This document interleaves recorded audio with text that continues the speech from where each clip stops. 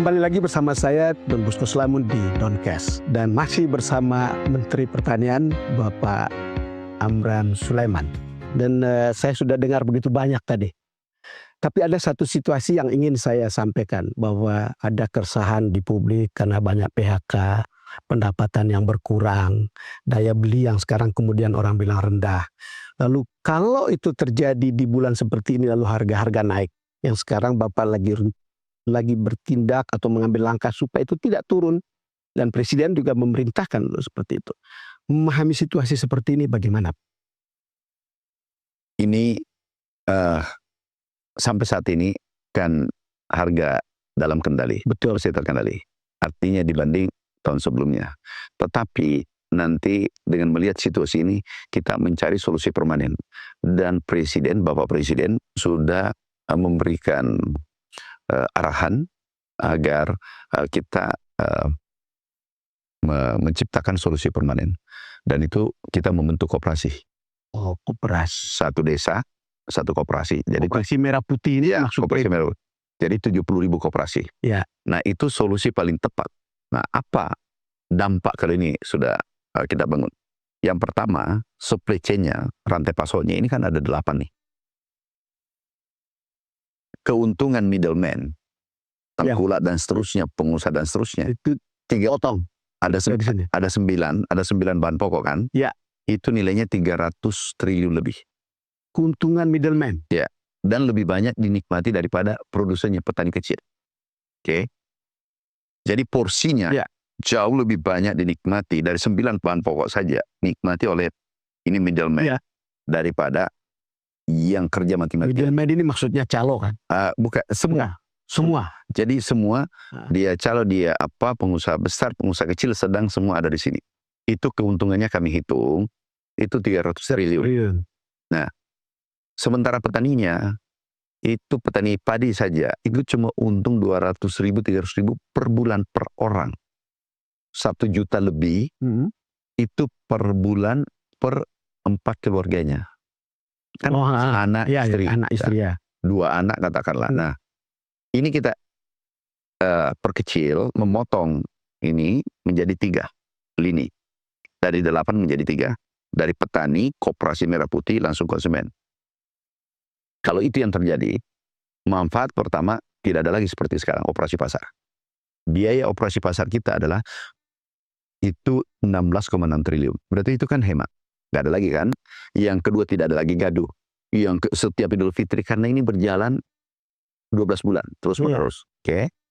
Kemudian, berikutnya adalah tentu kesejahteraan petani naik. Anggaplah keuntungan di sini 10%. Koperasinya itu kan sudah besar kalau untuk 10%. Dan ini dikontrol oleh pemerintah. Kalau 10% untungnya berarti kan 30 triliun kan? Ya. Berarti 270 triliun ini lari ke konsumen dan produsen. HPP ini naik, berarti mensejahterakan petani kan? Ya. Kemudian konsumen juga beli dengan murah. Beli murah ya. Berarti daya beli naik kan? Tuh. Dan ini ekonomi bekerja di situ ya. Bekerja. Ini nanti adalah solusi luar biasa dan bisa pertumbuhan ekonomi kita juga melompat. Sekarang pertanyaannya begini Prof, selalu kan menjadi masalah tingkat kepercayaan orang pada koperasi. Nah, makanya ini koperasi modern, dikelola secara modern.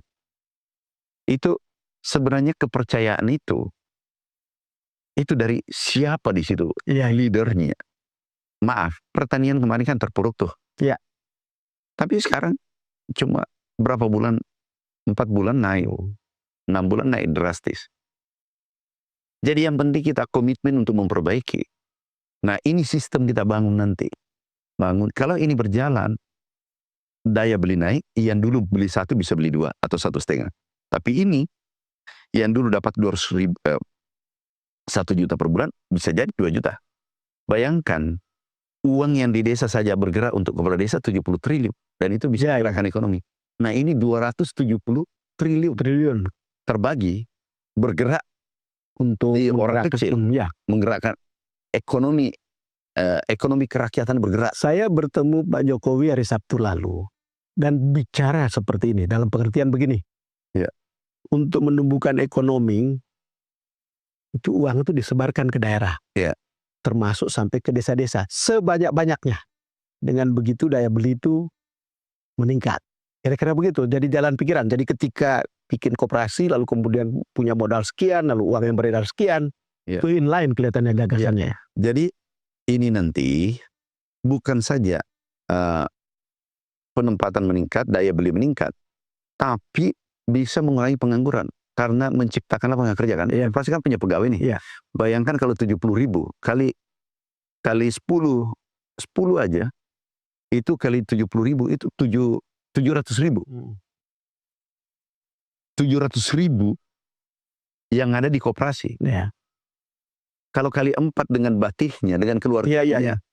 7 kali 4, 28. 28. Nah, 2,8 juta. 2,8 juta ya. Kemudian ini multiplier efeknya, ada pengangkutan bergerak, ada warung-warung bergerak. Ini ekonomi bergerak di desa. Dan kalau mungkin kan itu kan harus bergerak di sektor-sektor produktif kan, Iya. terutama di desa. Dan dulu yang 300 triliun ini mungkin ya, saya belum ada data. Tapi perkiraan saya ini didominasi oleh sudah konglomerat. Yang 300 triliun ini. Kalau ini dibagi pada masyarakat kecil, itu ekonomi kita bergerak. Jadi kita tidak akan berulang-ulang untuk mengatakan supply kurang. Ya, enggak lagi. Lalu kemudian harga naik. Enggak lagi. Kan semua bisa tersedia kan. Karena tersedia di koperasi. Di koperasi ya. Gagasan besar beliau luar biasa. Jadi di koperasi itu ada sarana produksi. Ada sembako, pangan. Ini pangan paling penting nih. Tapi ada sarana produksi juga untuk mensuplai pangan kan, pupuk dan seterusnya. Ada sembako. Tapi yang menarik adalah ada cold storage. Oh, cold storage. Iya. Artinya apa? Ini menarik, luar biasa gagasan Bapak Presiden. Pada saat peak season, ini masuk, sayur-sayuran masuk ke cold storage. Berarti kan bisa bertahan 1 tahun, 2 tahun.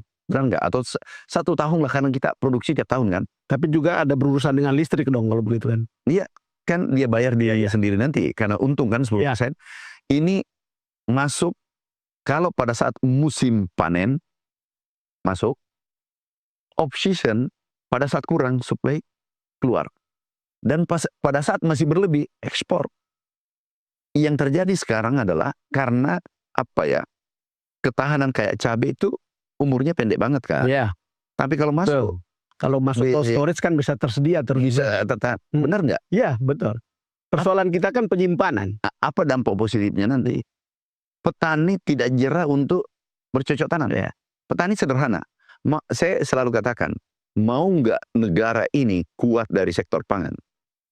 Sederhana, satu kata, jangan buat petani rugi. Ciptakan mereka untung.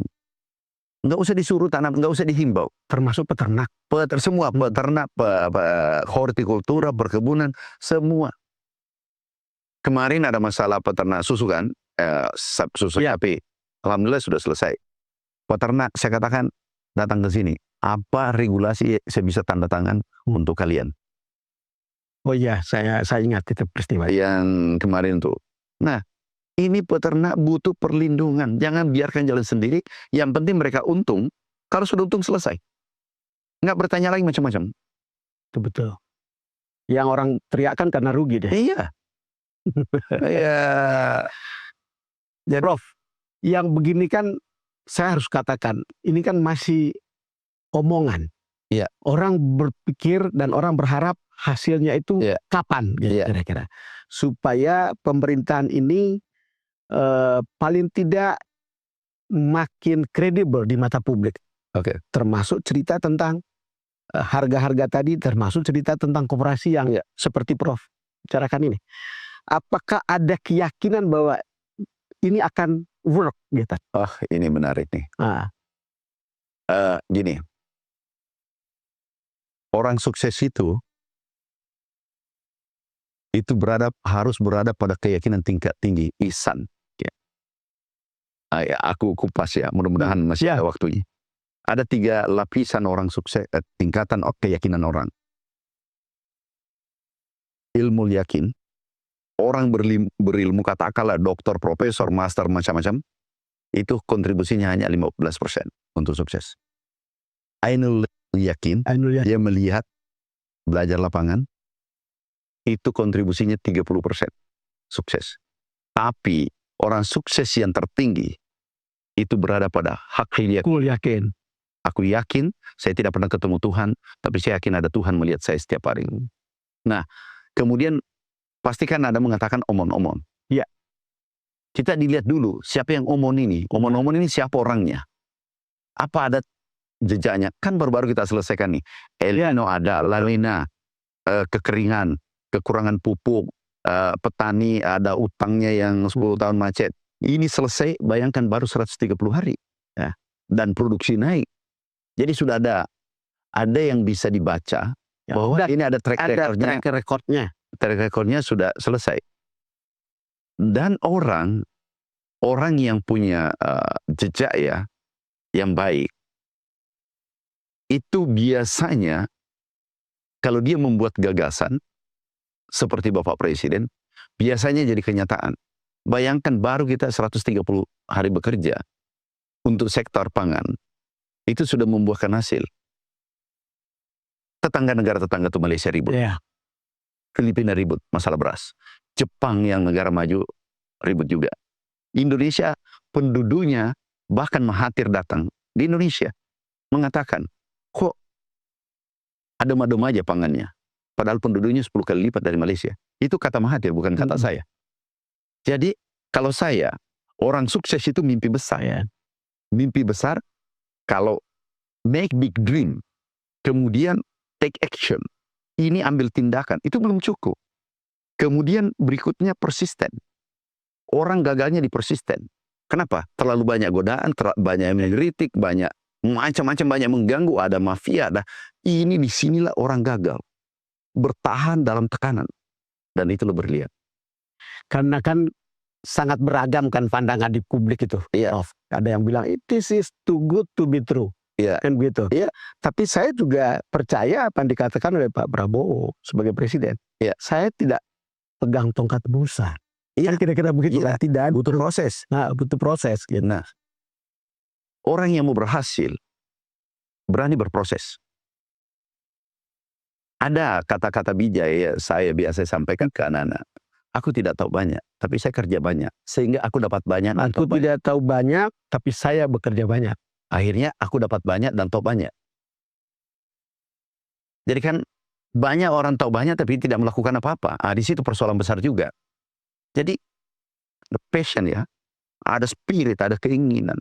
Kalau itu kami yakin. Dulu nggak usah Pak Prabowo, terlalu tinggi beliau. Aku saja sebagai muridnya, sebagai bawahannya. Kami dulu dihina. Lahir miskin, tinggal di desa, dihina, macam-macam. Tapi saya katakan hari ini kamu hina, tapi kamu menyesal 15 tahun kemudian. Termasuk aku mencintai orang, ditolak, saya kan menyesal 15 tahun. Terjadi. Ya. Ini fakta. Jadi ada kemauan keras yang pantang menyerah. Pak Don Bosco, kalau ada orang banyak narasinya, ya, suka mengeluh, dan kerjanya buat proposal, itu orang gagal. Jadi orang yang pekerja, diam tapi mematikan, itulah orang sukses. Yang saya tahu. Saya bayangkan, saya kan PPL. Ya. Almost impossible, hampir tidak mungkin saya duduk di sini dengan Bapak. Tidak mungkin 15 tahun kemudian PPL, tahu PPL? Ya. Honorer. Cleaning service-nya pertanian paling rendah. Tapi saya katakan, itu aku mau tuju. 15 tahun. Dan untuk obsesi pertanian kira-kira seperti itulah. Iya. Jadi, aku sangat yakin. Yang penting jangan diganggu. Satu aku minta, waktu kami kalau ratas, satu selalu minta, Bapak Presiden, moga-moga tidak saya diganggu. Kalau diganggu, dikritik, kalau konstruktif aku senang. Aku senang, tapi kalau mengkritik karena punya kepentingan, minta proyek, ini ya, aku beresin. Iya. Prof, kita rehat lagi dulu. Ya. Pemirsa, kami akan segera kembali setelah jeda berikut.